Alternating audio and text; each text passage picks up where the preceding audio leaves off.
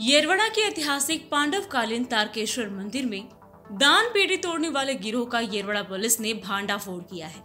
नागपुर से गिरोह के मुख्य आरोपी और उसके एक साथी को गिरफ्तार किया गया है और इन्हीं आरोपियों ने चंदन नगर से दोपहिया वाहन की चोरी की वारदात को अंजाम भी दिया था।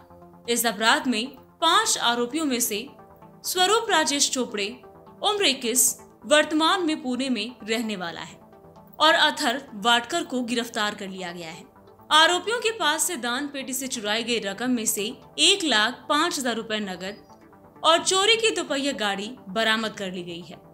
वरिष्ठ पुलिस निरीक्षक रविंद्र शिल्के ने ये जानकारी दी।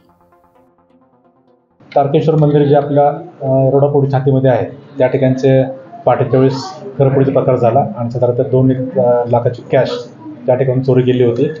सदर गुन्हा आपण त्या सेम दिवशी दाखल केल्यानंतर त्याच्या अनुषंगाने आपण तांत्रिक विश्लेषण बाकीच्या इतर तपासाच्या अनुषंगाने बाबी करून आपण त्याच्या बऱ्याच ठिकाणी टीम आपली वर्कआउट करत होती। त्याच्यामधून एक लीड मिळाली, त्या आधारे आपल्याला एकूण यातले 5 आरोपी निष्पन्न झाले। आपल्याला ते नागपूरमधले मुलं होती, ते मांजरी या ठिकाणी राहून असे प्रकार करत होते।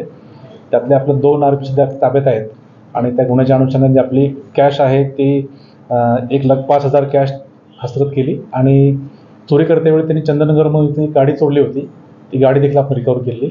अशी 1,45,000ची प्रॉपर्टी हस्तगत केलेली।